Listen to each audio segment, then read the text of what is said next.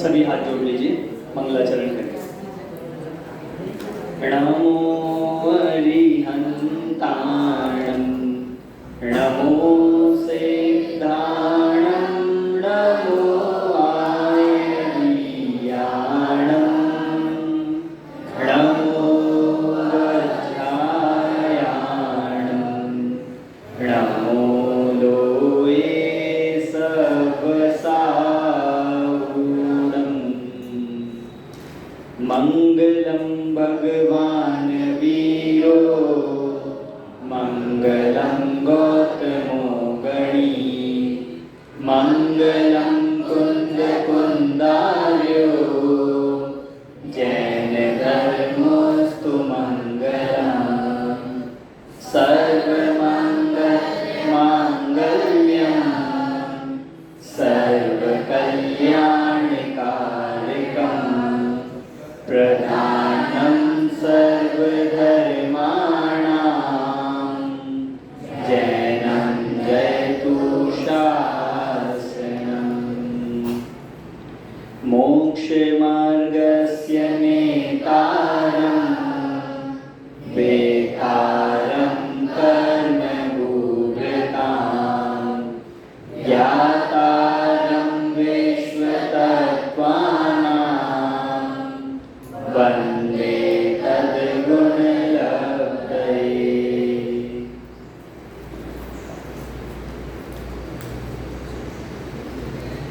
आप सब छुट्टियों से घर अपने लौटकर वापस यहाँ पर आ गए। कैसी रही आपकी हॉलीडेज? बहुत अच्छी। किस किस का मन नहीं कर रहा था वापस आने का? अच्छा, बड़े बच्चों का नहीं कर रहा था आने का, और आप सबका कर रहा था, तो आना पड़ा आपको यहाँ पर। तो आपकी हॉलीडेज में आपने कैसे कैसे अपना एंजॉयमेंट किया, कैसे कैसे आपने दिवाली मनाई, निर्वाण महोत्सव मनाया, कैसे कैसे कहाँ कुछ किया। अब हम यहाँ पर अपने वापस रूटीन में आ गए, जैसे कल भैया ने बताया था। अब हमारी डेली रूटीन की जो क्लासेस है वो प्रारंभ हो रही है।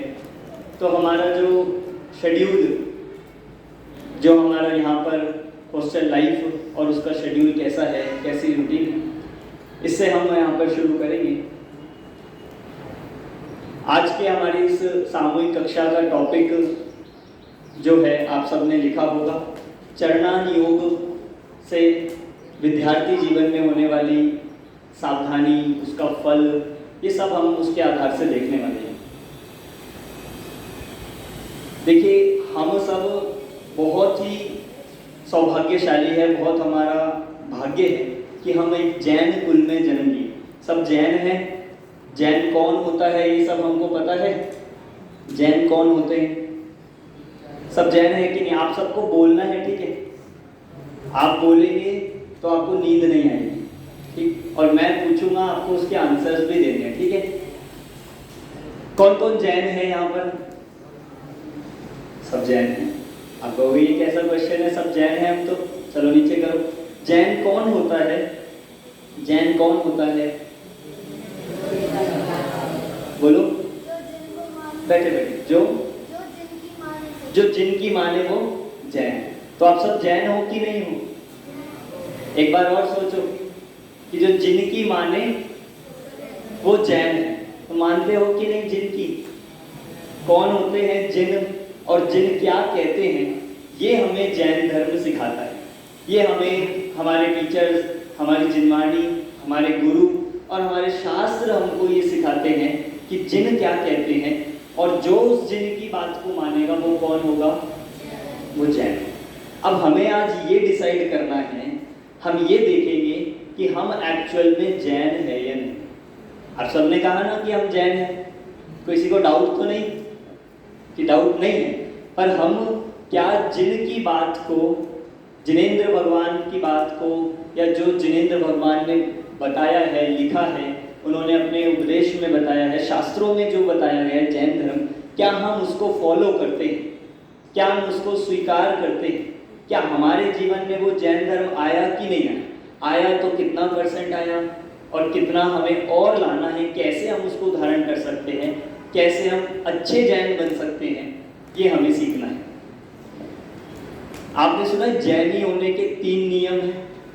सच्चा जैनी कौन होता है? अपने पाठशालाओं में या फिर और जगहों में, शिविरों में सुना होगा। जैनी होने के 3 नियम कौन बताएगा? पीछे से। हाँ, क्या नाम आपका? श्रेय। बोलो, बैठे बैठे बोलो। रात्रि में भोजन नहीं करना, पानी छान कर पीना और प्रतिदिन मंदिर जाना। 3 नियम। नित्य जिनालय देव दर्शन करने वाला। दूसरा, रात्रि में भोजन करने वाला। करने वाला कि नहीं करने वाला।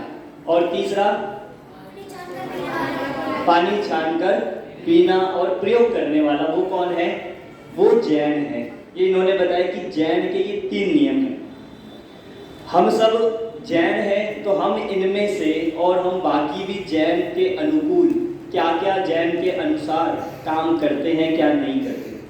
आज के हमारा चरणान योग तो बेस्ड है ही, पर आज जो हम विशेष रूप से पढ़ने वाले हैं वो हमारा टॉपिक है छोटी सी सावधानी बड़ा पुण्य लानी।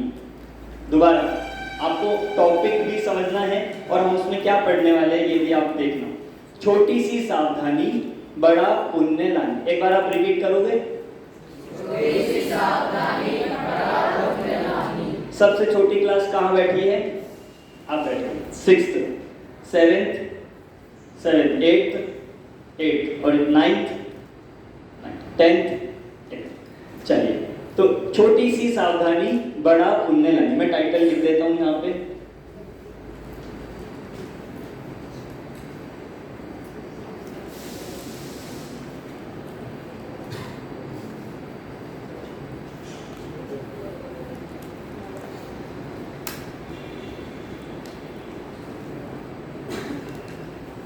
ठीक है, एक बार आप सबको बोलना है। क्या क्या लाइन लिखी है?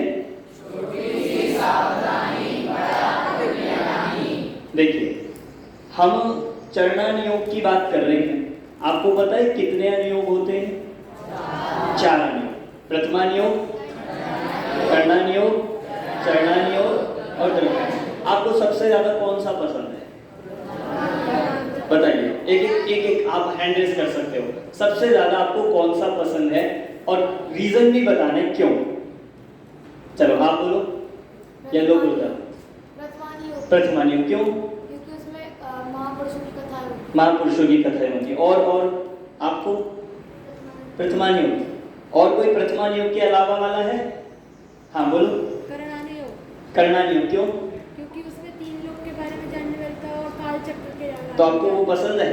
बहुत अच्छी बात है। और कोई इधर 10th वालों को कौन सा पसंद है या कोई भी नहीं पसंद?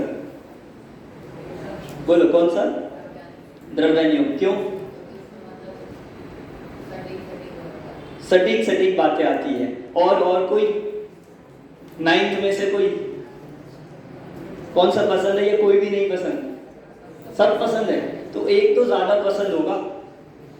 बोलो पीछे से आप, सेकंड क्लास। हाँ आप। कर्णान योग। क्यों? 3 लोग के बारे में। देखो बहुत सारे आपने, हाँ बोलो। चरणान योग। क्यों? जानने के लिए। देखो पूरे उसमें हमें एक तो मिले चरणान योग वाले। आप पीछे से कर्णान योग। बोलिए क्यों? अच्छा, ये कह रहे हैं उसमें इन्होंने डांस भी किया था। चलो अच्छी बात है।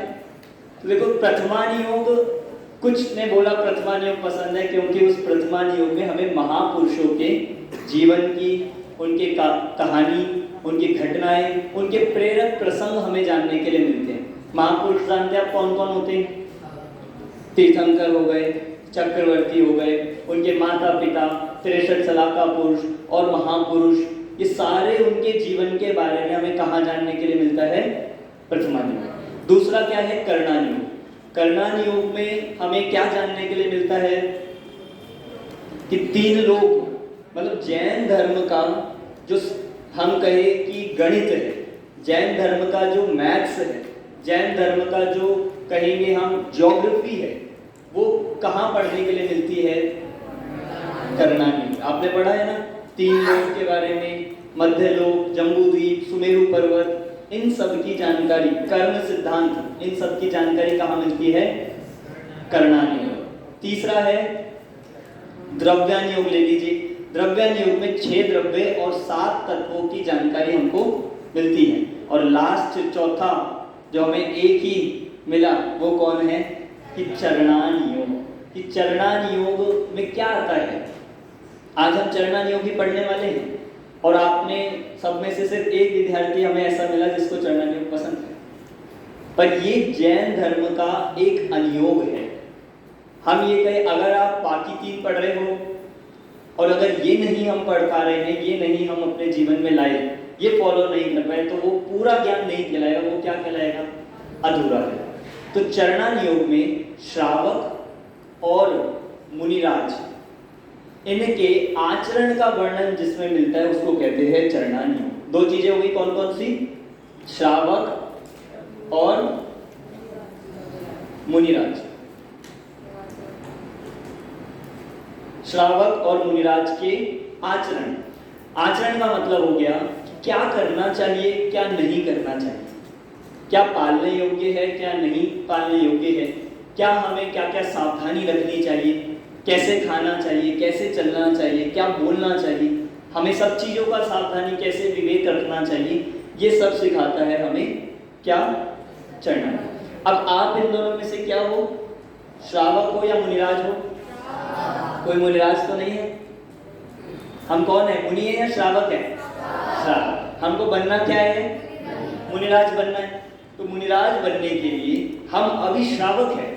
और श्रावक होने से आपको श्रावक कौन होता है ये पता होना चाहिए। श्रावक कौन होता है? कोई बताएगा? पंचम गुण स्थान। और बोलो। श्रद्धावान, विवेकवान, क्रियावान। और श्रावक किसे कहते हैं? बताइए कोई। हाँ बोलो, आप बोलो। षट आवश्यक जो पालन करे वो कहलाता है, धारण करे वो कहलाता है श्रावक। आप 12 व्रतों का पालन करे। और कोई? आप सब श्रावक हो कि नहीं? आपने बोला ना हाँ। नहीं है तो मुनि है क्या? या तो श्रावक होंगे या मुनि होंगे। तो श्रावक है। तो श्रावक कौन होता है? बोलो। जो अष्टमूल गुणों का पालन करे। बहुत अच्छे। और किसी ने कहा षट आवश्यक का पालन करे, अष्टमूल गुण का पालन करे, 12 व्रतों का पालन करे, जो पंचम गुण स्थान वर्ती हो। और बोलो। जो सच्चे देव शास्त्र गुरु की विनय करे, जो श्रद्धावान, विवेकवान, क्रियावान हो, वो कौन है? श्रावक। ये सारे पॉइंट किसके हुए? श्रावक। तो आपने कहा कि हम श्रावक हैं और श्रावक ये सब करता है। हम सब भी करते हैं कि नहीं? हम करते हैं कि नहीं? कुछ थोड़ा थोड़ा करते हैं। तो हम कितने श्रावक हुए फिर? थोड़े श्रावक हुए ना। तो आपको पूरा बनना है कि नहीं बनना? पूरा श्रावक बनेंगे, श्रावक का अच्छे से आचरण पालन करेंगे तो मुनिराज बन जाएंगे। मुनिराज भी बने। पर पहले हमें जानना होगा कि श्रावक क्या करता है। समझ में आ रही बात? समझ में आ रही? पीछे आपको क्या नाम है आपका? आगम। ध्यान से, ठीक है। तो ये श्रावक हमारे जीवन कैसा होना चाहिए, और उसमें भी हम क्योंकि स्टूडेंट लाइफ में हैं, हॉस्टल लाइफ में हैं, तो स्टूडेंट लाइफ में कौन कौन सी चीज़ें हमारे लिए ध्यान देनी होगी। कुछ लोगों को ऐसा लगता है कि हम जब चरणान योग की बात करते हैं तो हमको अच्छी नहीं लगती। आप ये सब सिखाते हो कि क्या खाना चाहिए, क्या नहीं खाना चाहिए, ये खाओ, ये नहीं खाओ। ये किस किस को पसंद है? ये बातें नहीं पसंद है ना? कि आप ये छोड़ो, ये नहीं खाओ, रात को मत खाओ, पानी छान के पियो, ऐसा करो, ऐसा नहीं। पसंद है किसी को? नहीं पसंद ना? नहीं पसंद। हमें ऐसा लगता है कि ये सब तो पुराने टाइम की बातें हैं, ये सब तो पहले चलता था, अब थोड़ी चलता होगा। बोलो, किसी को पसंद है? ऐसा कोई है? नहीं ना? तो हमें ऐसा लगता है कि जो चरणान योग है, ये जो चरणान योग है, ये पालन करने की बातें हैं, पर क्या हम स्टूडेंट लाइफ में भी चरणानियों का पालन कर सकते हैं? क्या हम बीइंग अ स्टूडेंट, क्या हम अपनी डे टू डे लाइफ में, क्या हम ऐसे अपने चरणानियों को पालन करके क्या सच्चे जैन कहला सकते हैं? अब सोचो, अगर जैसे जो भी जिस भी धर्म में होता है, जो जिस धर्म का पालन करता है, जिसके नाम के पीछे मान लो कुछ भी लगा होता है, वो अपने उस धर्म के प्रैक्टिसेस फॉलो करता है, तब वो कहलाता है। जैसे आपने देखा होगा, हिंदू हो, मुस्लिम हो, सिख हो, क्रिश्चियन हो, वो अगर उस धर्म के अपने नियम को, अपने उनके जो बताया गया है उनको फॉलो करेंगे तो वो कहलाएंगे, और नहीं तो उनको कहा जाएगा क्या? कि आपने देखा है कि जैसे बाकी धर्म वाले भी होते हैं तो वो उनके भी कुछ नियम होते हैं, उनके भी कुछ रूल्स होते हैं, वे कैसे कौन से भगवान को मानेंगे, कब खाना खाएंगे, क्या खाएंगे क्या नहीं खाएंगे, ये उनके रूल्स होते हैं। और अगर वो उसको फॉलो नहीं करते हैं तो वो उस धर्म से बाहर कहलाएंगे। ऐसे हम जैन हैं और जैन के कुछ नियम चरणानियोग के ग्रंथों में बताए जाते हैं। चरणानियोग हमें ये सिखाता है कौन जैन कहलाता है। तो आपको सच्चे जैन बनना है कि नहीं बनना? बनना है कि नहीं बनना? आवाज नहीं आ रही आपको। बनना है कि नहीं? तो सबसे पहले तो हमें ये सोचना है, ये हमें डिसाइड करना है कि चरणानियोग में और स्टूडेंट लाइफ में हम कौन से जैन आचरण को, जैन चरणानियोग को पालन कर सकते हैं। ठीक है, तैयार हो आप सब? आपने टाइटल क्या लिखा था जो शुभांशु जी ने आपको लिखवाया था, भैया ने? बोलो तो।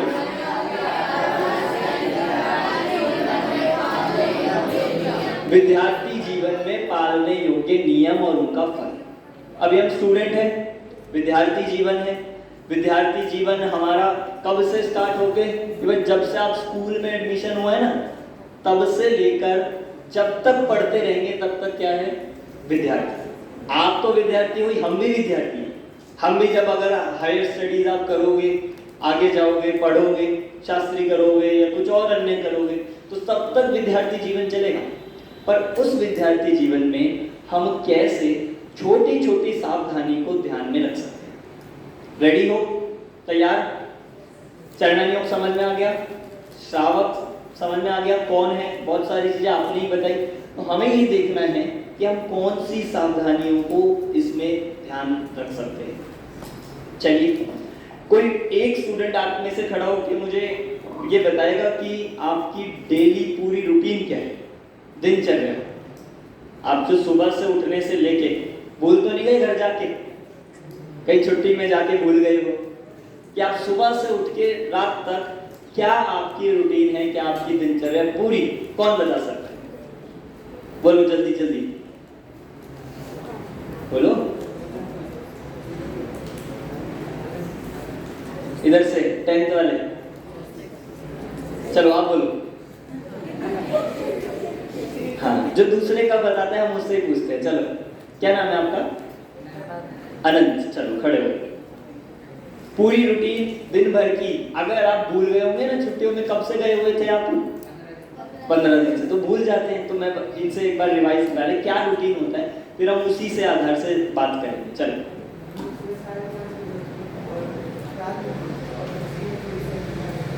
ठीक है।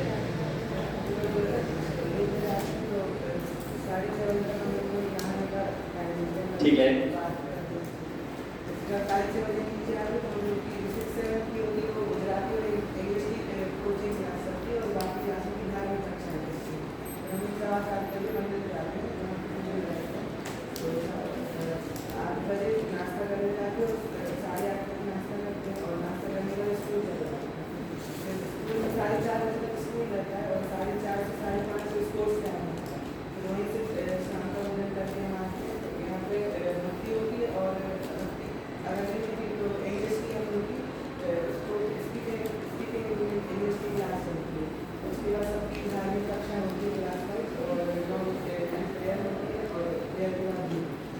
फिर के बाद कितने बजे सो जाते हो? कितना लास्ट? 9:30 बजे तक फ्री हो जाते। चलो बैठ, बहुत अच्छे, तालीम चाहते हैं इनके लिए एक बार। तो पूरी रूटीन, पूरी दिनचर्या हमारी डेली लाइफ की, यहाँ की हॉस्टल की क्या है आपने बताई। घर की अलग होती है, हम बात कर रहे हैं स्टूडेंट लाइफ की, हम बात कर रहे हैं अपनी यहाँ की हॉस्टल। तो उन सब काम में कुछ चीज़ें ऐसी है जिनको हम ध्यान में रखकर बड़ा पुण्य हम इसको बांध सकते हैं। देखो, छोटी सी सावधानी बड़ा पुण्य। टाइटल में अगर हम थोड़ी सी बात करें कि छोटी छोटी चीज़ें जो हम ध्यान भी नहीं जाता कई बार, कुछ ऐसी चीज़ें, कुछ ऐसे काम, कुछ ऐसा खाना पीना, रखना उठाना, बोलना चलना, इन सब में भी हम सावधानी रखकर कैसे हम पुण्य, मतलब हम अपने पाप को कम कर सकते हैं, ये यहाँ पर इस टाइटल से हमें सीखने के लिए मिलेगा। तो छोटी छोटी चीज, डस्टर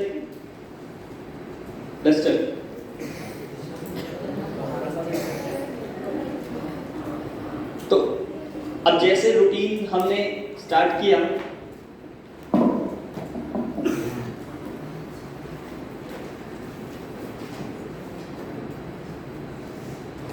तो डेली रूटीन में आपको सब हम जो जो काम करते हैं उनमें देखो दो तरह से हम बात करेंगे। एक तो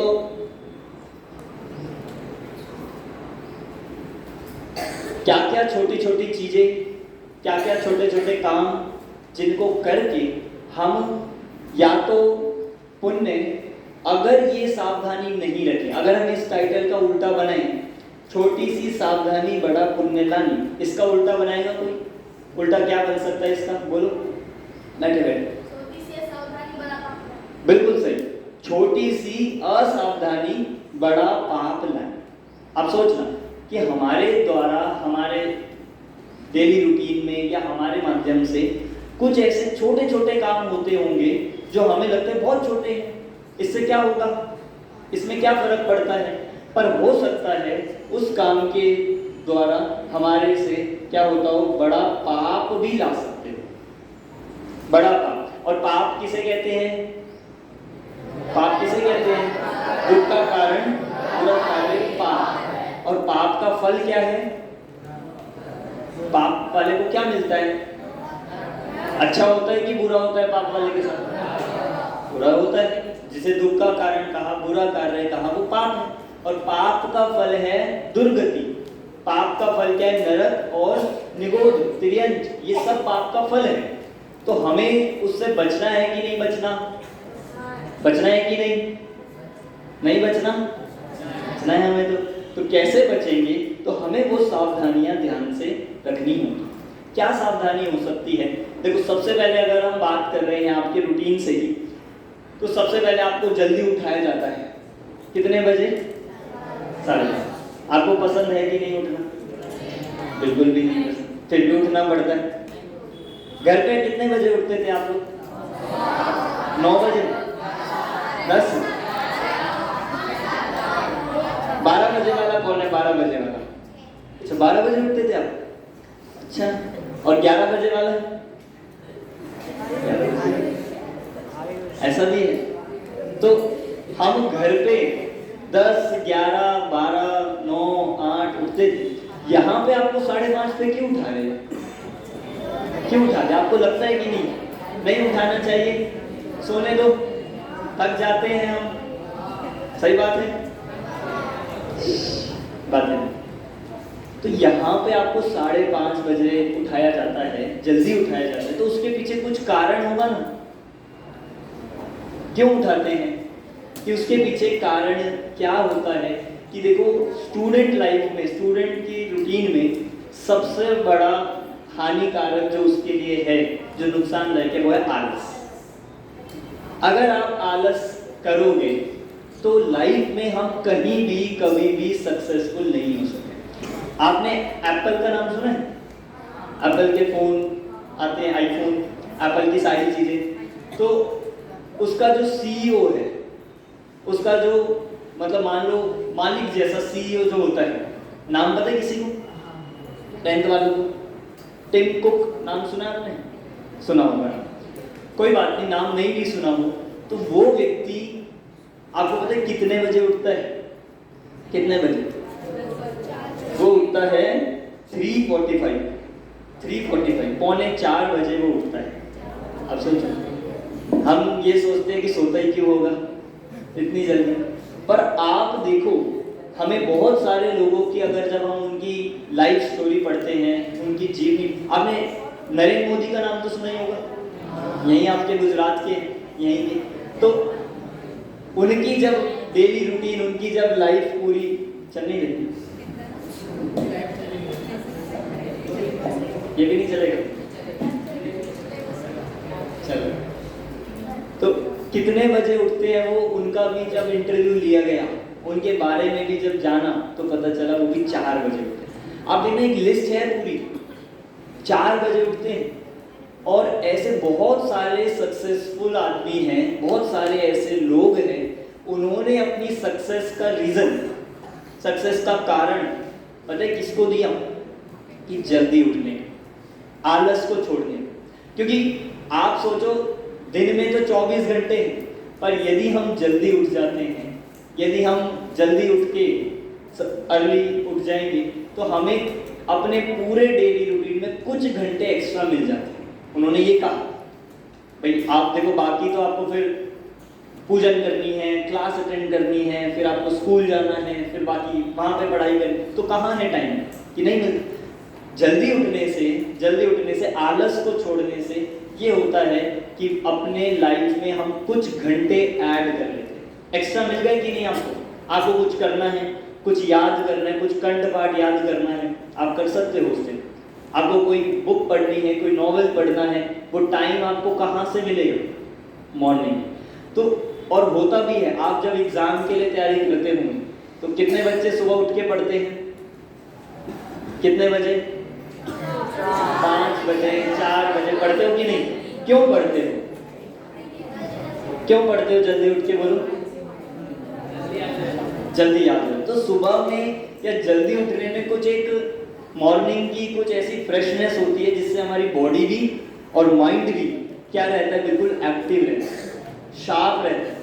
उस समय हमें बाकी कोई झंझट नहीं होते, बाकी कुछ सोचने में नहीं आता है, ना कुछ दिखता है, अंधेरा होता है ना, तो इतना सब मतलब फ्रेशनेस होने के कारण से हम अच्छे से पढ़ पाते हैं। आपने ये फील किया कि नहीं?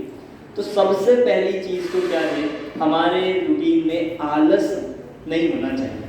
हमारे जीवन में अगर आपको सक्सेसफुल होना है, यदि हमें कुछ अचीव करना है, कुछ भी अगर बनना है, जो भी आपका गोल है, आपको एक अच्छा कोई इंजीनियर, कोई डॉक्टर, कोई सीए, कोई शास्त्री, कोई विद्वान, कुछ भी बनना होगा, तो सबसे पहला काम क्या होता है कि अर्ली टू राइज, सबसे पहले उठना, आलस को छोड़ना। और देखो, आपको पता है जैन धर्म भी ये बात कहता है, जो व्यक्ति ज्यादा सोता है, जो व्यक्ति हर समय सोने के बारे में सोचता रहता है, जो बच्चा हर समय देखता रहता है कब सो जाऊं और नींद आती रहती है उसको बैठो, जैन धर्म पता क्या कहते हैं कि वो क्या बनता है, कि उसको कहा गया है कि वो एक इंद्रिय में चला जाता है। आपको पता है एक इंद्रिय कौन कौन से होते हैं? पृथ्वी, जल, अग्नि, वायु, वनस्पति का, ये 5 होते हैं। और वो क्या करते हैं हर समय? ये पेड़ जो है क्या कर रहा है? सो रहा है। उसको बहुत सोना पसंद था ना, तो वो क्या बन गया? एक इंद्रिय, अब सोते रहे। अब मजा आएगा कि नहीं? ऐसा बनना किसी को पसंद? ये जो पहाड़ है ना बड़े बड़े, ये क्या करते थे? इनको निद्रा सोना ही पसंद था, तो क्या बन गए?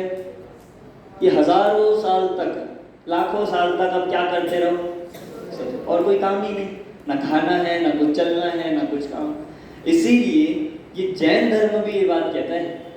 आप बाकी लोगों की लाइफ रूटीन से देखोगे तो वहां तो सीखेंगे, पर जैन धर्म भी कहता है ज्यादा सोने से, प्रमाद करने से, आलस करने से क्या होता है? दर्शनावर्णी कर्म का बंध होता है। दर्शनावर्णी, ये कर्म तो आप पढ़ोगे, कर्म के चैप्टर में आपको दीदी पढ़ेंगे, पर हमें ये पता होना चाहिए कि ऐसे ही नहीं उठाते, इसके पीछे लॉजिक है। और जैन धर्म बिल्कुल एक साइंटिफिक धर्म है। जैन धर्म ऐसा मत समझिए कि चरणान योग है, आप इसकी बातें क्यों करते हो, ये तो आउटडेटेड सी बातें हो गई, कि नहीं। जैन धर्म लाइफस्टाइल का नाम है।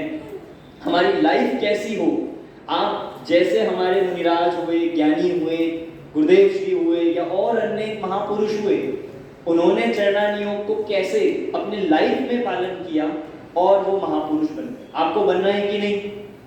कि बनना है। तो उसके लिए हमें ये समझना होगा कि जैन धर्म एक लाइफ स्टाइल का नाम है, कोई किसी आउटडेटेड या फिर कोई पुरानी बातों का नाम नहीं। तो पहला समझ में आ गया आपको कौन सी सावधानी रखनी है कि जल्दी उठने की जो हमें बात बताई गई, आलस को छोड़ने के लिए जो कहा गया है, उसे अगर आप खुशी खुशी करोगे, प्रसन्नता से करोगे तो उसका विशेष फल है। देखो फिर हम क्या कर रहे हैं, पूजन करते हैं या फिर नहाना धोना, जो सब काम पहले तो किया, उसमें आप देखो छोटी छोटी चीजें हमको ध्यान रखने की है। ये सारी चीजें हमारे जीवन के संयम में और हमारे द्वारा जीव रक्षा में पालन करने में हमारे लिए उपयोगी बनती है। आपको कौन सी गाड़ी पसंद है? सबसे बढ़िया गाड़ी कौन सी होती है? कौन सी होती है? कौन सी? बोलो जोर से। ये कह रहे हैं इनको थार पसंद है। आपको इधर से कोई फॉर्च्यूनर और फॉर्च्यूनर,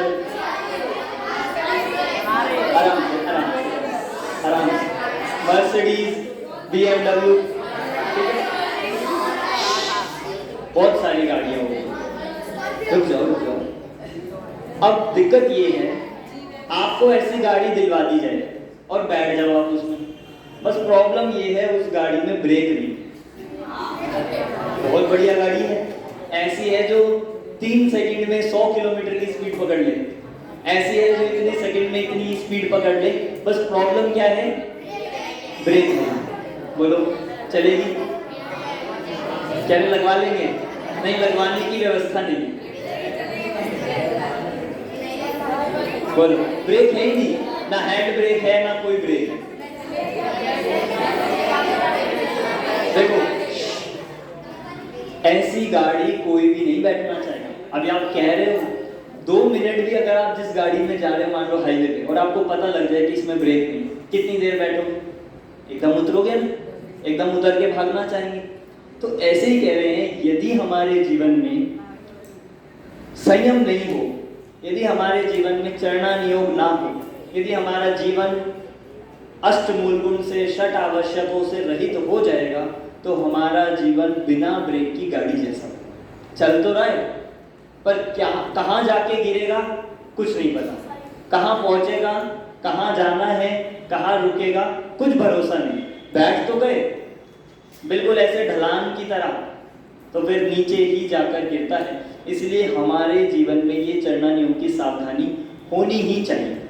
सबसे पहले हमने आपको प्रमाद और आलस का ही बताया। दूसरे नंबर पर अगर हम चलते हैं, आप देखो हम नहाने धोने में, आप सब जैसे कहा ना, जैनी के 3 नियम हैं। तीसरा नियम एक बताया था कि पानी छानकर पीना। पानी छानकर पीना, कौन कौन पीता है छाना हुआ पानी?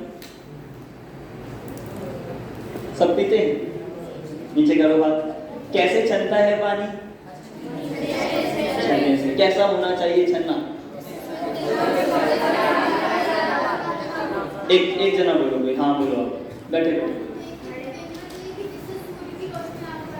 जिससे सूर्य की रोशनी, सूर्य की किरणें आर पार हो। बहुत अच्छे। ऐसा कपड़ा, ऐसा दोहरा छन्ना होना चाहिए जिससे सूर्य की किरणें आर पार ना हो। क्यों छानते हैं पानी? क्या प्रॉब्लम है, क्या दिक्कत है, जिससे पेट खराब ना हो? कि पानी गंदा आता है, इससे पेट खराब हो जाएगा अगर हम गंदा पानी पिएंगे बिना छाने पिएंगे। क्यों छानते हैं? बोलो। जीवों की हिंसा होती है। तो आपने देखे पानी में कभी जीव? दिखे तो ही नहीं। देखे किसी ने? देखे आपने पीछे? देखे, बहुत अच्छा। तो जैन दर्शन क्या कहता है इसके बारे में? जैन धर्म क्या कहता है? आज तो आप देखोगे साइंस में भी बहुत सारी ऐसी टेक्नोलॉजी, बहुत सारे ऐसे माइक्रोस्कोप आज ऐसी इन्वेंशन कर चुके हैं जिनमें आप कोई भी नॉर्मल पानी उठाओ और उस पानी को उसके नीचे एक ड्रॉप रख के देखोगे। आप YouTube पर भी, आप अन्य उस जगह पर भी देख सकते हो। उसमें दिखता है कितने ऐसे जीव हैं जो हमें अपनी आंखों से दिखाई नहीं देते, और उस पानी में पाए जाते हैं। बहुत बड़े बड़े, मतलब जल का एक तो है ही, पर उस जल में रहने वाले अनेक जीव उसके आश्रय से वहां पर रहते हैं। तो ऐसे पानी को यदि हम सेवन करते तो क्या होता है? अगर हम उस पानी को पीते हैं, क्या होता है उन सब जीवों का? ये सब मर जाते हैं, सब हिंसा के, सबकी हिंसा होने के कारण से। और क्या लगता है, पुण्य या पाप? पुण्य या पाप? तो अगर हम ऐसे अनछने पानी का पी रहे हैं और प्रयोग भी कर रहे हैं तो उससे हमको बहुत पाप लग सकता है। इसलिए का छोटी सी सावधानी, हम कहीं पे जा रहे हैं, फटाक से हम क्या करते हैं कि एक बोतल खरीदी और पानी पी लिया, कहीं से भी देखा पानी पी लिया। पर जैन धर्म क्या कहता है कि अगर आप ऐसा कर रहे हो तो ये छोटी सी चीज हो सकता है आपके जीवन में बहुत पाप ला रही हो। और उसी को आपने देखे, कुछ लोग साथ में अपनी बोतल लेकर चलते हैं, हम लोग भी लेकर चलते हैं, कहीं पे जाते हैं, कोई बड़े लोग भी बहुत सारे अपने साथ कैन लेकर चलते हैं, बोतल लेकर चलते हैं, क्योंकि उसके पीछे कारण है। एक तो हम अनछना पानी नहीं पिएंगे, जीव रक्षा भी होगी। दूसरा, जो अन्य जगह का पानी पीने पर आजकल अनेक प्रकार की बीमारी भी किस कारण से होती है? गंदे पानी से, या फिर पानी से होने वाली जो बीमारियां हैं, जो रोग हैं, उनसे भी हम बच जाते हैं। इसलिए लोग पहले साथ में लेके चलते थे। आज हमें साथ में लेना या बोतल लेना भरना क्या लगता है? क्या लगता है? बोझ लगता है। कौन लेकर चले? हम तो वहां से जाएंगे खरीद। आपको पता है ये जितने भी बाहर बॉटल्स मिलती, बिस्लेरी या कोई भी, ये कहाँ से पानी भरते? देखा है आपने कभी?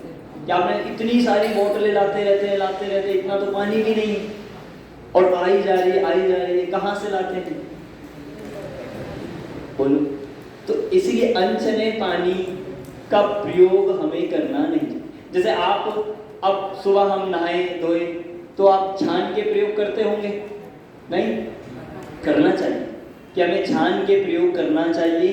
पीने में तो एटलीस्ट हमें क्या ध्यान रखना चाहिए कि हम छना हुआ जल ही पिए, छना हुआ ही जल प्रयोग करें। क्योंकि ये क्या है, छोटी छोटी बातें हैं जिससे हम अपने जैनत्व को, जैन धर्म के जो अपने श्रावकाचार को हम पालन कर सकते हैं। ये हमें ध्यान रखना चाहिए। ठीक है, इसके बाद हम आगे चले तो जैसे हम अब नाश्ता करते हैं, भोजन करते हैं, बहुत सारी ऐसी चीजें हैं जो हम, आप नाश्ता लिया, भोजन लेते हैं, अब उसमें लेने पर जितना पसंद आया उतना खा लिया, और बाकी क्या करते हैं कि फेंक देते हैं। प्लेट में इतना सारा, इतना भोजन, इतना नाश्ता, इतनी सामग्री, हम क्या करते हैं कि खाते कम है और फेंकते ज्यादा। करते हैं कि नहीं? भाई अपना थोड़ी, क्या जा रहा है, कोई देख ही नहीं रहा, तो चुपके से जाके क्या कर देते हैं, रख देते हैं, फेंक देते हैं।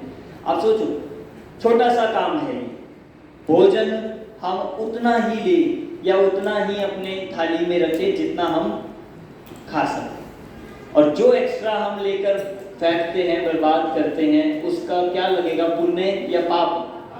क्या होगा उससे? कि पुण्य लगता होगा कि पाप? जोर से क्या लगता है? कौन कौन ऐसा करता है? बोलो। आप बताओगे नहीं, पर आप खुद सोचो, आपको, हमें खुद इस बात को देखना है कि हमारे द्वारा कहीं ऐसा तो नहीं। पानी लेते हैं, ग्लास में पानी लिया, आधा ग्लास पिया और आधा फेंक दिया। बहुत सारे देश, बहुत सारी कंट्री, बहुत सारी स्टेट्स ऐसी हैं जिनके पास आज पीने के लिए पानी नहीं। आप सोचिए, हमें ये मिलता है और हमें इसकी वैल्यू नहीं आती है, और हम इसको लेते हैं और इसको वेस्ट करते हैं। तो कभी भी हमें उसको वेस्ट नहीं करना। आपको लगेगा ये क्या बात है कि नहीं, इसके माध्यम से हम जैनत्व को बचा रहे हैं। हम अपने द्वारा छोटी छोटी सावधानी रखकर अपनी पुण्य और पाप के, उसका निर्धारण होता है कि आप इससे पुण्य भी कमा सकते हो, आप इससे पाप भी कमा सकते हो। अब हमें डिसाइड करना है कि हमें क्या चाहिए, हमें क्या पसंद है। तो ऐसे भोजन की पानी की, बहुत सारी चीज़ों को यूज़ करके, वेस्ट करके हमें ये सोचना है कि हम पाप कमा रहे हैं या पुण्य। नेक्स्ट चलते हैं। इसके बाद आप देखो, आप लोग जब पढ़ते हो, आपके रूम्स में स्टडी टेबल है सबके लिए, उसी पे हम पढ़ते हैं। पर यदि हमारे द्वारा छोटी छोटी चीज़ों में, आप में से कितने लोग बेड पे बैठकर पढ़ते हैं? कोई बात नहीं, हाथ खड़े करो, कोई प्रॉब्लम नहीं है। बेड पे बैठे, हाथ नीचे करो। अब जैन धर्म का कितने लोग बेड पे बैठकर पढ़ते हैं? हाथ खड़े करो। जैन धर्म का कि बिल्कुल हमें ये काम नहीं करना चाहिए। देखो, हम जो जिनवाणी है ना अपनी, वो जिनवाणी कोई बुक नहीं है, कोई लौकिक बुक नहीं है, या हम सोचे कोई मैगजीन हो, कोई नॉवेल हो, ऐसी नहीं। ये जिनवाणी हमारे लिए जिनेंद्र भगवान की वाणी है और हमारे लिए पूज्य है, हम इसकी पूजा करते हैं। तो ये छोटी सी सावधानी हम ये रख सकते हैं कि अपने, जब हम अध्ययन करें, जब हम पढ़ें, तो आप स्कूल की पढ़ाई करो तो कोई दिक्कत नहीं, आप उसको कहीं पे भी कैसे पढ़ते हो विनय पूर्वक, उसको भी पढ़ना चाहिए। पर जो ग्रंथ है, जो शास्त्र है, जो हमारी बालबोध आदि बुक्स होती है, वितरक विज्ञान या छेड़ाला है, जितने भी ग्रंथ, कभी भी हमारे द्वारा उसकी अविनय ना हो। कैसे होती है अविनय? देखो, जैसे हम पूजन की बात करें, आप पूजन करने गए, पूजन करने पर पूजन की बुक्स होती है, हम मोड़ कर पढ़ते हैं, उल्टा मोड़ कर, तो उससे जिनवाणी की क्या हो जाती है कि फट जाती है, फटने लगती है, अविनय होती है, विराधना होती है। तो हमें ध्यान रखना चाहिए। दूसरा, जब हम पूजन करते हैं तो कदाचित हमारे द्वारा बंद करने पर कोई पेजेस मुड़ जाते हैं, हमें बहुत ध्यान से उसे बंद करना है। कई बार उसमें सामग्री रह जाती है, आप सब सामग्री से भी करते हो ना पूजन, तो सामग्री रह जाने के कारण से वो चावल उसी में बंद हो जाते हैं, और उसमें बंद होने के कारण से बहुत टाइम तक, बहुत लंबे टाइम तक उसमें रहने से उसमें जीव उत्पत्ति हो जाती है। और उनकी हिंसा का दोष किसको लगेगा? कि जो बंद करेगा, जो सावधान नहीं रखेगा। तो ऐसी छोटी चीजें हमें ग्रंथों को, जिनवाणी को यूज करने में ध्यान रखनी चाहिए। जब हम पढ़ते हैं तो कई बार हम पढ़ते पढ़ते झूठे मुंह कुछ खा रहे थे और खाते खाते पढ़ने लगे, तो ऐसा करना चाहिए क्या? कि नहीं करना चाहिए। पहले आपको हाथ, मुंह, कुल्ला आदि करके हमें जिनवाणी को खोलना चाहिए, उसको छूना चाहिए, उसको पढ़ना चाहिए। ठीक है। दूसरा, कई बार हम बेड पे बैठ के, जो मैंने कहा, बेड पे बैठकर या अशुद्ध स्थान पर बैठकर यदि पढ़ते हैं तो उससे भी क्या होगा? अभिनय होती है। और देवशास्त्र गुरु की अभिनय से बड़ा कोई पाप नहीं है। देवशास्त्र गुरु क्योंकि सर्वोत्कृष्ट है और उनकी विनय करके, उनकी भक्ति करके, ये जैन का सबसे पहला गुण है, बेसिक गुण है जैन का, कि देवशास्त्र गुरु की कदाचित हमारे द्वारा अभिनय ना हो। ऐसा मत समझिए कि हम तो हॉस्टल लाइफ में, हमारे द्वारा तो नहीं होगी, कि हमारे माध्यम से कभी कदाचित अगर ऐसा होता हो तो हमें उसको ध्यान से रोक देना चाहिए। समझ में आ रही है बात? समझ में आ रही है कि नहीं? कितने पॉइंट्स हो गए अपने? बहुत सारे होते जा रहे हैं, आप सब नोट कर सकते हो। और नहीं तो आपको ध्यान तो रखनी है। जिनवाणी की अभिनय जिस प्रकार हो सकती है, कहीं हम गंदे हाथों से यूज करते हैं, कुछ पढ़ते पढ़ते आपने देखा होगा कोई लोगों को पैर पे हाथ लगाने की बहुत आदत होती है, जमीन पे हाथ रखने की बहुत आदत होती है, पैरों पे हाथ रखना, बालों में हाथ लगाना, ऐसे करने से वो हमारे माध्यम से जिनवाणी की अभिनय होती है। और उससे पुण्य लगता है कि पाप? पुण्य लगता है कि पाप? अब आप सोचो, ये छोटी सी बात है, आप इसको यदि सावधानी से रखोगे, प्रयोग करोगे, तो वही पाप में हम, वही पाप से बच के हम क्या कमा सकते हैं? वो पुण्य हो सकते हैं। आप उससे बच सकते हो। तो बचना है कि नहीं? बचना चाहते हैं कि नहीं? कि बचना है। तो ऐसी चीजों में हमें विशेष रूप से ध्यान रखना चाहिए। ठीक है। और देखो, आगे हम चले तो आप लोग बहुत सारे ऐसे चलने में, जब हम चलते हैं, जब हम ऐसे चलना हो, तो आपको पता है मुनिराज कैसे चलते हैं? मुनिराज कैसे चलते हैं?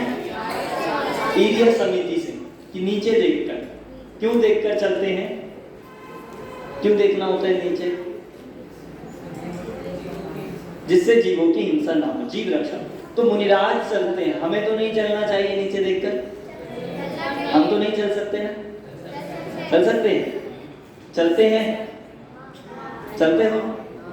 कि देखो अब इसमें ध्यान रखना, जब हम चलते हैं तो चलते हुए बहुत से लोगों की, बहुत से बच्चों की आदत होती है कि ऊपर मुंह देखकर चल रहे हैं, ऊपर मुंह उठाकर चलते हैं, और चलते चलते नीचे कितने जीव हो सकते हैं, या नीचे कोई गड्ढा हो सकता है, कुछ गंदगी हो सकती है, उसका ध्यान ही नहीं रहता। तो हम नीचे देखकर यदि चलेंगे तो जीव रक्षा भी होगी और हमारे अन्य सावधानी भी रहती है।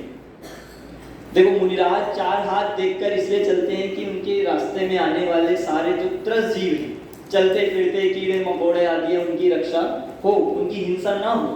तो श्रावक भी ये काम करना चाहिए। श्रावक है ना हम सब, तो हमारे द्वारा भी ये, अब चल रहे हैं, अब कई बार हम चलते चलते देखते ही नहीं हैं, पेड़ पौधे घास उस पर चलते चले जाते हैं, पौधों पर फूलों पर पैर रख देते हैं। तो आपको पता है उसमें जीव होते हैं, जानते हैं कि नहीं, कि एक एक घास में, एक एक फूल में कितने सारे त्रस्त जीव, कितने सारे जीव उसमें पाए जाते हैं। इसलिए हमें कैसे चलना चाहिए? देखकर चलना चाहिए। बहुत जल्दी में नहीं, बहुत भाग भाग के नहीं, बहुत दौड़ लगाकर नहीं, बिल्कुल एकदम बातें करते हुए असावधानी से यदि चलेंगे तो गिर भी सकते हैं। गिरने का भी तो होता है ना, कि गड्ढा नहीं दिखा, पत्थर नहीं दिखा, तो गिरने के साथ साथ हम गिरने से भी बचेंगे और जीव रक्षा का भी हम उसमें कर सकते हैं, जिससे क्या लगेगा हमको कि हम उस पाप से बच सकते हैं। तो छोटी सी बात है कैसे चलना। और देखो जब हम कहीं पे बैठते, जैसे आपने अभी अपने पुराना सामान निकाला ना, जो अपने पैक करके गए होंगे, तो जब हम कोई सामान निकाले रखे तो हम वहां भी ऐसा काम करते हुए भी हिंसा से बच सकते हैं। भाई देखते हैं, हमने मान लो कहीं पे पानी बहा और पानी हमने देखा ही नहीं, बहुत सारी चींटियों की लाइन चल रही थी और ऊपर से पानी डाल दिया, या बाथरूम में पानी डाल दिया, तो अब एकदम बिना देखे होने से क्या हो जाता है, वो सारे जीव हमारे माध्यम से मर जाते हैं। देखते हैं कि नहीं। तो आप कहीं पे डाल रहे हो, रख रहे हो, सामान निकाल रहे हो, सामान रख रहे हो, तो हमको देखना चाहिए कि वहां पर कोई जीव जंतु तो नहीं चल रहा, कोई अन्य कोई छोटा कीड़ा मकोड़ा आदि तो कोई नहीं। बिस्तर पर बैठते हैं, बिस्तर पर बैठने से पहले, बैठते हुए ये देखना चाहिए कि कोई जीव जंतु तो वहां पर नहीं है, क्योंकि आप नहीं देखोगे तो हो सकता है आपके नोटिस में भी ना आए और वो जीव मर जाए, पर पुण्य और पाप तो चल रहा है ना, वो पाप तो लगेगा ही। तो ऐसा हमें ये विशेष सावधानी रखनी चाहिए। समझ में आ रही है बात? ये सारी चीजें वो है जो हमारे लाइफ में, मतलब हमारे रूटीन में जो हमारे द्वारा की जाती है और जिससे हम ऐसे पाप से बच सकते हैं। समझ में आई? इस पाप को जैन दर्शन में, जैन धर्म में अनर्थ दंड कहते हैं। आपने सुना ना अनर्थ दंड? नहीं सुना? अनर्थ दंड व्रत कौन बताएगा कहाँ पे सुना है अनर्थ दंड व्रत? बड़ों बच्चों को नहीं पता अनर्थ दंड व्रत? बोलो, बैठे बैठे बोलो। 12 व्रतों में कौन से व्रतों में आता है? 12 व्रत कौन कौन से होते हैं? कि 5 अणु व्रत, 3 गुण व्रत और 4 शिक्षा। 4 शिक्षा व्रत में आता है एक अनर्थ दंड। नहीं? बिल्कुल सही, कि दिग्व्रत, देश व्रत और अनर्थ दंड व्रत, ये है 3 गुण व्रत। इनमें हम अनर्थ दंड व्रत देखते हैं। और अनर्थ दंड का पाप है जो बिना मतलब का पाप है, बिल्कुल ऐसा पाप, फालतू का पाप जो हम बैठे बैठे करते रहते हैं, बैठे बैठे चीजें करते रहेंगे जिससे कुछ नहीं मिलता, और चलते चलते करते करते कोई भी अपने काम करते हुए छोटी छोटी असावधानी रखकर ऐसा जो पाप कमाते हैं वो कहलाता है अनर्थ दंड। इसीलिए उनको हम फॉलो करें, उनको हम पालन करें, तो हम अपने जैनत्व को बचा सकते हैं। ठीक है, तो हम तब सच्चे जैन कहलाएंगे, तब हम सच्चे जैन बन सकते हैं। देखो, अब मैंने आपको दो शब्द यहां पर बताए थे, पुण्य और एक पाप।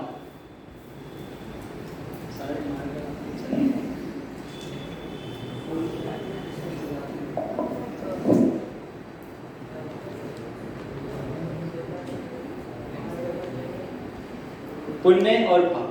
देखो, छोटी सी सावधानी बड़ा पुण्य लानी, और छोटी सी असावधानी, जोर से बोलो, छोटी सी असावधानी बड़ा पाप लानी। तो आप बता सकते हो कौन सी ऐसी चीजें हैं जो पुण्य और कौन सी ऐसी चीजें जो पाप में जाएंगी? कुछ कुछ आपको बोलना है, कुछ कुछ आप बता सकते हो कौन सा ऐसा काम है जो हम करते हैं, फिर हम इसको यहाँ पर लिखते जाएंगे। हम यहाँ पे क्लासिफाई करेंगे कि वो पुण्य में जाएगी या पाप। ट्राई करना है आपको। एक एक काम जिसको हम दूसरी भाषा में कहेंगे कि वो शुभ है या अशुभ है। बड़े बच्चों को बताइए कि शुभ या अशुभ।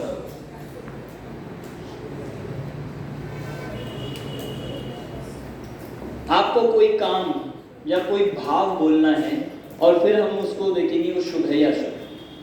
ठीक है, ये अपना ये हम एक्टिविटी करके फिर खत्म करेंगे। बोलो पीछे से। पूजन करना, बस। अब बताओ शुभ में जाएगा या अशुभ में? शुभ में या अशुभ में?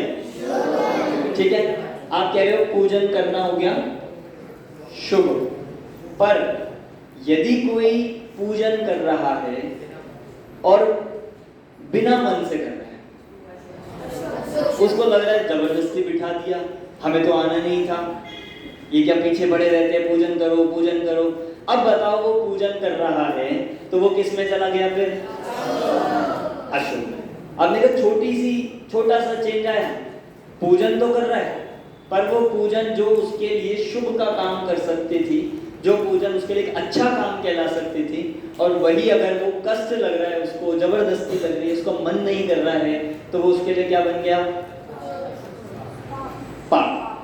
समझना, हम अगर अपना वही काम करते हुए, आप पढ़ाई कर रहे हो, आप क्लासेस अटेंड कर रहे हो, पूजन कर रहे हो, अगर आप उसको खुशी पूर्वक करोगे, प्रसन्नता पूर्वक करोगे, खुश होकर करोगे, उत्साह से करोगे, आनंद से करोगे, तो वो चीज हमारे लिए एक अच्छा काम करेगी, उसका फल हमें मिलेगा। और नहीं करेंगे तो क्या होगा? वो पाप में चला जाता। बस इतना सा डिफरेंस है। चलो और दूसरी चीज बोलिए, कोई बोलो पीछे से। रात्रि भोजन करना। रात्रि भोजन करना तो पूरी तरह से पाप है, अशुभ ही है। आप में से तो कोई नहीं करता होगा, नहीं करते ना? नहीं करना चाहिए, क्योंकि रात्रि भोजन करने से बहुत हिंसा का पाप लगता है। आपको नहीं पता, बहुत सारे लोग आजकल इस बात को, बहुत सारे साइंटिस्ट इस बात को एक्सेप्ट कर चुके हैं, डॉक्टर्स इस बात को एक्सेप्ट कर चुके हैं कि रात्रि भोजन किसी भी तरह से हेल्थ के लिए भी अच्छा नहीं है। बहुत सारी बीमारी रात्रि भोजन करने वालों को होती है, बहुत सारे रोग, बड़े बड़े रोग, कैंसर, डायबिटीज और ओवरवेट, ये सब किनको होती है? रात्रि भोजन करने वाले। इसीलिए हमारे जैन धर्म में तो ये बात पहले से ही बता दी थी, कब से? आदिनाथ भगवान के टाइम से ही, कि देखो बाद में सबको ये मानना ही पड़ेगा कि रात्रि भोजन अच्छी चीज नहीं है। हिंसा होती, उसमें अनेक त्रस्त जीवों का भी घात होता है, और रात्रि में होने वाले कीड़े मकोड़े, मच्छर आदि का भी क्या होता है, उसके माध्यम से घात होता है। तो रात्रि भोजन अशुभ है। और बोलिए, और किस में आएंगे? कोई काम बोलो। पानी छानना। पानी छानना किस में जाएगा? किस में जाएगा? बोलो इधर से 6 वाले, पानी छानना किस में जाएगा? शुभ में, अशुभ में? शुभ में। पर पानी वेस्ट करना अशुभ है। आप पानी छान तो रहे हो, अच्छी बात है, पर पानी छान कर यदि हम उसको वेस्ट कर रहे हैं तो वो गलत है। तो ये किस में चला गया? पानी छानना। देखो, सिर्फ छान कर पीना ही नहीं है, प्रयोग भी करना है। जहाँ जहाँ जितना जितना हम अपने माध्यम से कर सकते हैं उतना हमें करना चाहिए। जहाँ पॉसिबल हो वहाँ पर अवश्य ही करना चाहिए। और बोलिए, जो आप करते हो, जो आप स्कूल में देखते हो, जो हमारे द्वारा शुभ या अशुभ, बोलो। अच्छा, जल्दी उठना। जल्दी उठना किस में चला जाएगा? देखो, अगर आप उठकर कुछ अच्छा काम कर रहे हो, नमोकार मंत्र की जाप सामयिक कर रहे हो, ध्यान कर रहे हो, देव दर्शन आदि कर रहे हो, तो वो इसमें चला जाएगा। ठीक है? और बोलिए, और अच्छे अच्छे काम। और कोई बोलो। देव दर्शन करना। देव दर्शन अच्छा है कि बुरा है? अच्छा काम है कि खराब काम है? अच्छा। कैसे? नहीं, कहने पे जाना अच्छी बात है, पर अंदर से मन होना चाहिए अच्छे से। भगवान की भक्ति, उनके गुणों के प्रति अनुराग, उनके गुणों के प्रति हमें भक्ति होनी चाहिए, उनके देखकर उन जैसा बनने की भावना होनी चाहिए। ऐसे जो देव दर्शन के माध्यम से होता है, इसलिए उसको अच्छे काम में हमने लिया है। और बोलिए पीछे से।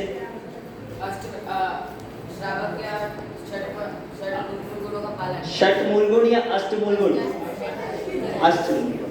षट आवश्यक और अष्टमूल गुण का पालन। कौन कौन से होते हैं अष्टमूल गुण? अष्टमूल गुण कौन कौन से होते हैं?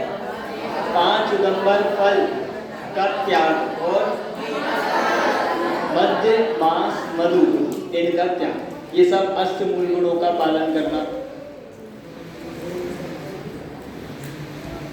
इसका तो आप बता ही नहीं रहे कुछ, बोलो। जो हमारे जो हमें दिखता है आपको वो बताना है, जो करते हैं लोग, बोलो। पढ़ाई करना। पढ़ाई करना किसमें जाएगा? बोलो, पाप है या पुण्य है? देखो, अब इसमें हमें समझना होगा। यदि हम पढ़ाई कर रहे हैं तो पढ़ाई करना तो अच्छी बात है, अच्छा काम। और उसमें भी विशेष रूप से अगर आप धर्म की विद्या पढ़ रहे हो, जैन धर्म के संस्कार, जैन धर्म की पढ़ाई कर रहे हो, शास्त्रों को पढ़ रहे हो, स्वाध्याय कर रहे हो, तो वो किस में चला जाएगा? इसको हम लिखते हैं स्वाध्याय करना।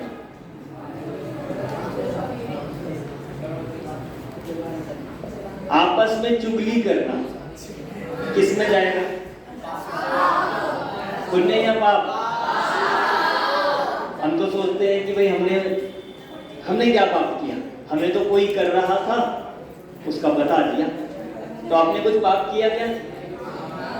क्या पाप किया? एक दो कर रहे थे और हमने जाके वार्डन को बता दिया या किसी तीसरे को बता दिया। तो ये अच्छा शुभ में जाएगा या अशुभ में? तो ये चुगली करना, या फिर आप इसमें सारी चीजें लगा लेना, लड़ाई करना, चिढ़ाना, आपस में भिड़वाना, लड़ाई खुद करना और करवाना, ये सारी चीजें किस में रहेगी? अशुभ में, पाप। और पाप का फल क्या होता है? नरक। ये याद रखना कि भाई हम ये लिस्ट तो बना लेंगे, पर ये लिस्ट किस लिए है कि हमें ये ध्यान बार बार आना चाहिए कि ये हमारा काम अच्छा है या बुरा है, ये काम करने लायक है या नहीं करने लायक है, ये हमें बार बार ध्यान रखना चाहिए। झूठ बोलना पुण्य है कि पाप है? और अपने को बचाने के लिए बोलना पुण्य, वो भी पाप है। वही हम क्या करते हैं? हमने होमवर्क नहीं किया या हम कोई चीज नहीं लाए, तो हमने वार्डन को या किसी को झूठ बोल दिया, अपने टीचर्स को, अपने गुरुजी को झूठ बोल दिया, आपस में झूठ बोल दिया। तो हमको लगता है हमने तो बचाया अपने को, पर आपने बचाया नहीं। अभी आपको लग रहा होगा कि हमने बचा लिया, पर आप आगामी काल में देखोगे तो जो हमने उसमें जो पाप हुआ, उस पाप के कारण से बचाया नहीं, अपना नुकसान किया। हमें ऐसा लगता है हम तो बच गए, कि नहीं, बचते नहीं हैं। यहाँ पे वह पाप होने से वह आगे आपको नियम से फल उसका भोगना पड़ता है, पता है कि नहीं? तो ये झूठ बोलना, और बोलिए भक्ति करना, भक्ति करना तो पुण्य है, अच्छा काम। यहाँ पर जिनेंद्र देव शास्त्र गुरु की भक्ति करना, ये किस में चला जाएगा? सब शुभ का ये काम में चला जाएगा। बोलो।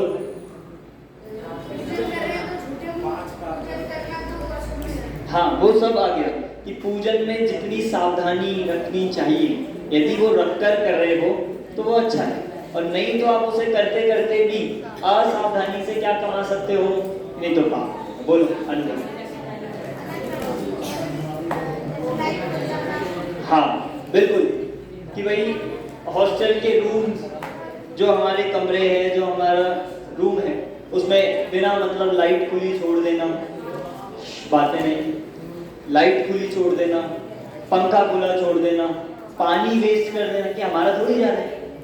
ऐसा सोचते हैं कि नहीं, कि हमारा थोड़ी कुछ जा रहा है? ऐसा बिल्कुल भी नहीं सोचते। अब सोचो उसके माध्यम से अगर आप ऐसा काम कर रहे हो तो वो बड़ी असावधानी बनती है, और बड़ी असावधानी बड़ा पाप बन के कारण बनती है। इसलिए हमें ऐसे काम किस में जाएगा? पाप में या पुण्य में? कि पाप में। बहुत जो साधन है, जो पानी है, जो भोजन है या लाइट है, उन सबको वेस्ट करना, ये किस में चला जाता है? पाप। बहुत सारी और देखो, स्वाध्याय करना, दान देना, वैयावृत्ति करना, श्रावक के सारे षट आवश्यकों का पालन करना, वो क्या है? और इससे भी अगर मैं तीसरा भाव बताऊं, दो हो गए, इनकी तो आप लिस्ट बना सकते हो, आप सोच कर आना। कल हम मॉर्निंग की क्लास में आपसे पूछेंगे, और भी अगर आपको कुछ नया आया हो तो शुभ और अशुभ, इससे पुण्य बनता है और इससे पाप बनता है। कुछ एक और भाव भी होता है, तीसरा कौन सा? शुद्ध भाव, उसको हम यहाँ पे लिख लेते हैं। अब ये भाव किसको होता होगा? सिर्फ मुनिराजों को? टेंथ वाले बताएंगे ये शुद्ध भाव किसको होता है? किसको होता होगा? कि ज्ञानी जीवों को, मुनिराजों को, धर्मात्मा को। कौन सा भाव आता है इसमें? शुद्ध भाव। ये तो आपने शुद्ध भाव क्या, कौन से?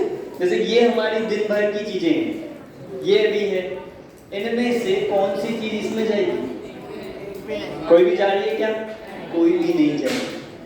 अगर हमें ये भाव देखना है, ये भाव हमारे जीवन में कैसे आए, तो इसमें आता है, अगर हम देखें, ध्यान का भाव। ध्यान जो है, आत्म ध्यान को भी, वो कहलाता है शुद्ध भाव। वो शुद्ध भाव है, और इसमें एक ही तरह का ये भाव है, आत्म ध्यान। और बाकी सारे जितने परिणाम, बाकी सारे भाव वो क्या है? या तो शुभ है या अशुभ। और ये ऐसा भाव है जो पुण्य और पाप उन दोनों से अलग है। और कैसा है? ये तो कर्म बांधने वाले, और ये कैसा है? कर्म को निर्जरा करने वाला है, कर्मों को छुड़ाने वाला। तो ऐसे ये तीन प्रकार से भाव हो सकते हैं। और आप सोचना, हम आपस में एक दूसरे का मजाक बनाते हैं, किसी को कुछ बोलते हैं, चिढ़ाते हैं, तो किस में जाते हैं ये भाव? पाप है ये पुण्य? तो हमें ये करना चाहिए कि नहीं? इसे करने से स्वर्ग तो जाएंगे नहीं, कहाँ जाना होगा? दुर्गति में इसे करने से जाता है। इसका फल पाप है और इसका फल बुरा है। इसलिए हमें ऐसे छोटी छोटी सावधानी को ध्यान रखना चाहिए। समझ में आया कि नहीं आपको? चरणानियोग क्या होता है, जैन कौन होता है, श्रावक कौन होता है, ये सारी चीजें इसके आधार से हम ध्यान रखें। अब हमें ये देखना है, अब इसका कंक्लूजन क्या है कि जिन छोटे छोटे काम से हम रोक कर पाप से बच सकते हैं, पुण्य कमा सकते हैं, पुण्य करके हिंसा अधिक से बच सकते हैं, उनको हमें अपनी प्रैक्टिस में, अपने रूटीन में लाना ही चाहिए। और हम उसको और सोचें कौन से ऐसे काम हैं जो हमारे द्वारा होते हैं। चलिए।